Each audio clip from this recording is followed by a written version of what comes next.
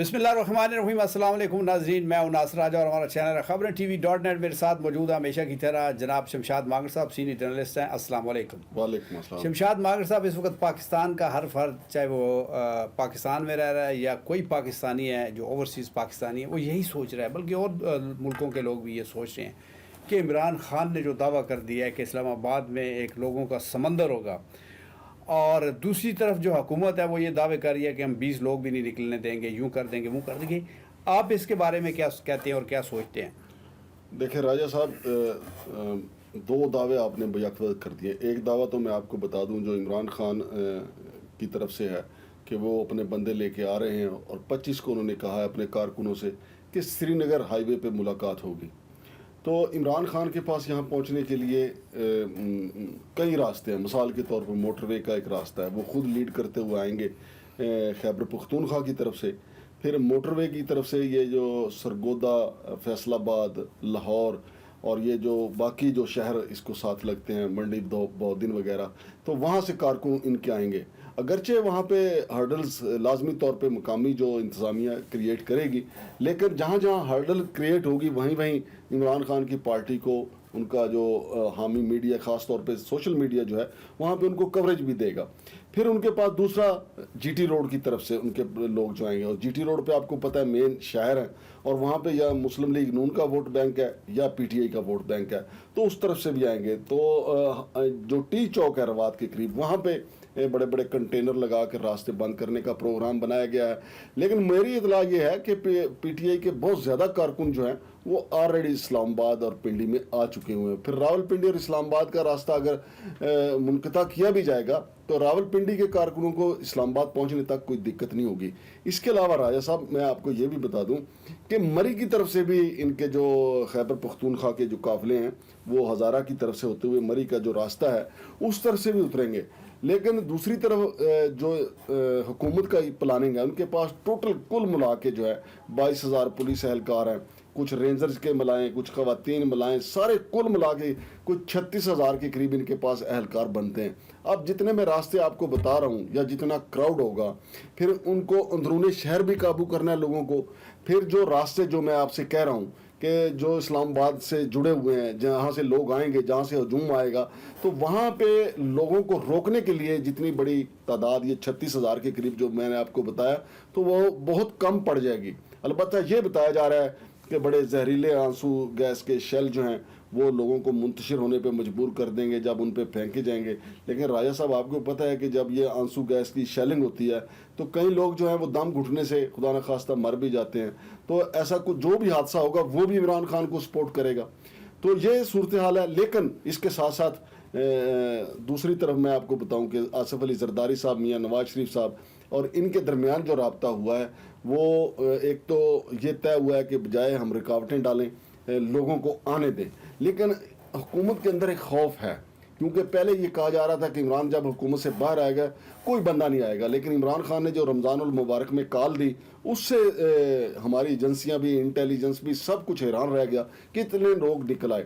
ابھی لوگوں کا ایک خیال ہے، چونکہ عمران خان نے پہلے جلسے کر کے اپنے لوگوں کو چارج کیا ہے، اور اب انہوں نے اپنے جو کارکن ہیں، ان کے جو ٹائیگر ہیں، ان کو انہوں نے اسلام آباد سری نگر ہائی وے پہ آنے کی دعوت دے دی ہے۔ تو میں سمجھتا ہوں کہ ان کی کال پہ لوگ نکلیں گے۔ البتہ ضلعی جو انتظامیہ ہے ہر شہر کی، ان کو روکنے کی کوشش بھی کرے گی۔ اور بظاہر تو آصف علی زرداری اور میاں نواز شریف کی طرف سے کہا گیا کہ جی کوئی رکاوٹ نہ ڈالی جائے، انہیں آنے دیا جائے۔ لیکن آپ کو پتہ ہی ہے راجہ صاحب، حکمرانوں کے، سیاستدانوں کے بیانات اور ہوتے ہیں، عملی اقدامات اور ہوتے ہیں۔ دوسری طرف اگر رانا ثناءاللہ صاحب کا بیان اگر دیکھا جائے تو وہ خوفناک بندوبست کرتے ہوئے نظر آتے ہیں۔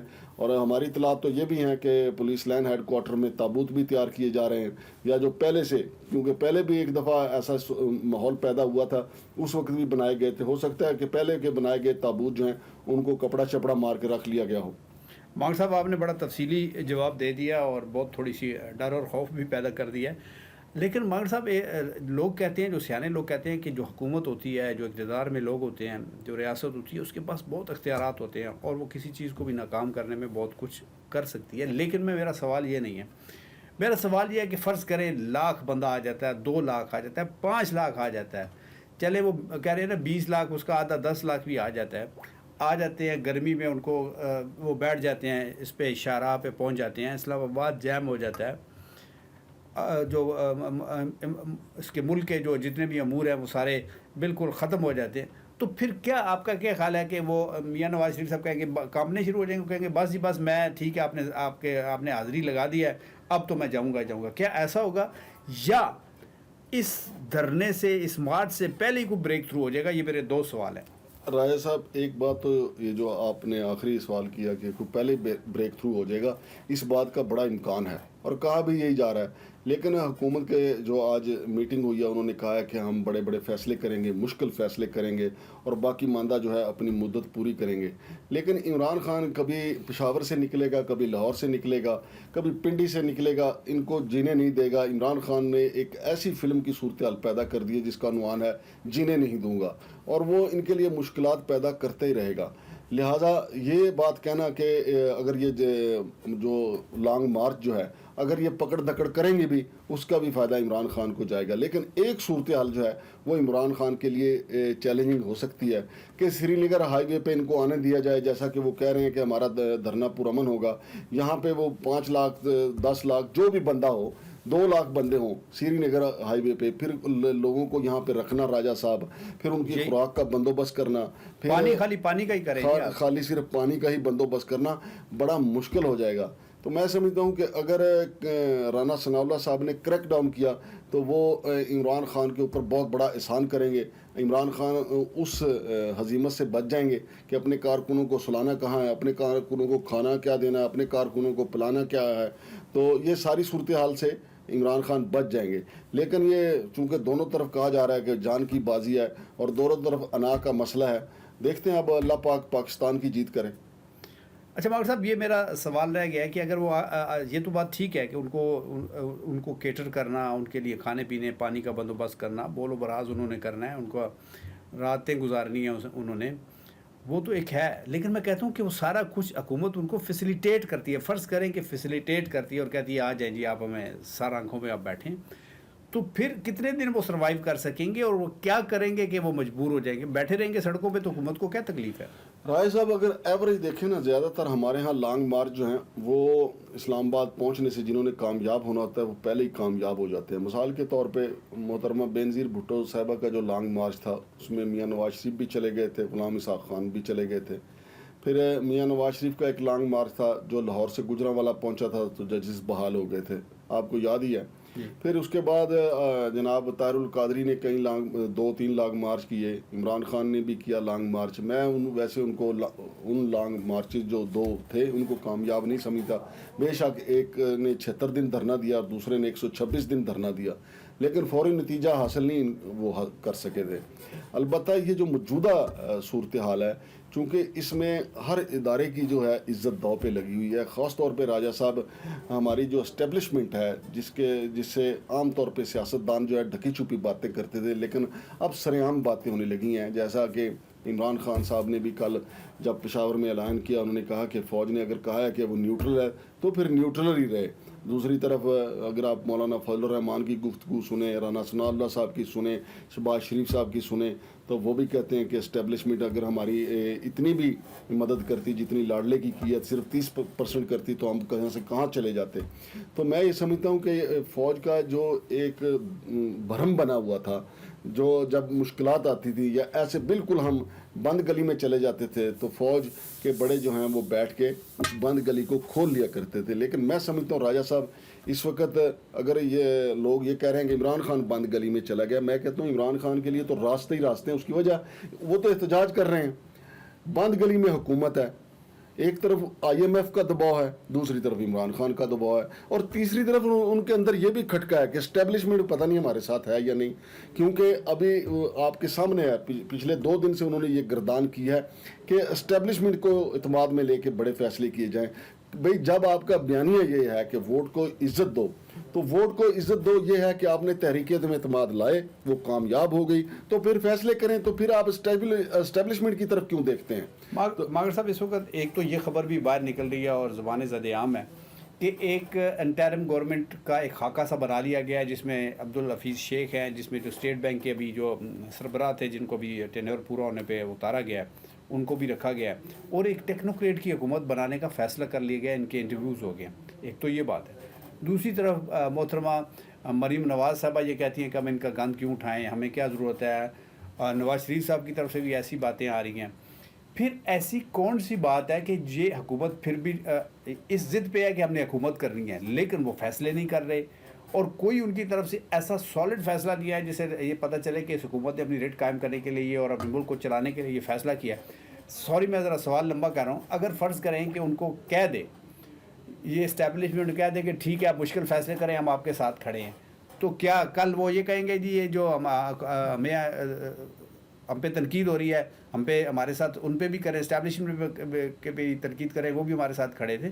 تو یہ کیا ساری کھچڑی پک رہی ہے؟ راجہ صاحب دیکھیں, جو عمران خان صاحب ان کے اوپر یہی تھا نا, جب ان کو سلیکٹڈ ہونے کا تانا دیا جاتا تھا, یہی کہا جاتا تھا نا کہ ان کو اسٹیبلشمنٹ لے کے آئی ہے.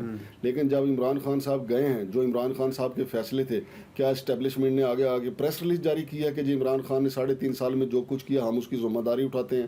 ماضی میں بھی کبھی ایسا نہیں ہوا کہ پریس ریلیز آئی ہو کہ انہوں نے کہا ہو کہ حکومت نے جو کیا ہے ہم اس کی ذمہ داری اٹھاتے ہیں.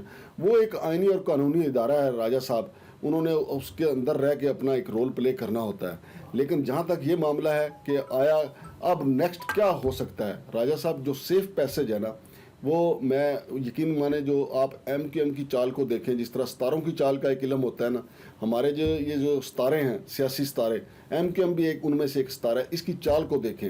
وہ دن میں ایک آدھ بار بولتے ہیں فریش الیکشن کی بات کرتے ہیں, مریم بی بی اور نواز شریف بولتے ہیں تو فریش الیکشن کی بات کرتے ہیں.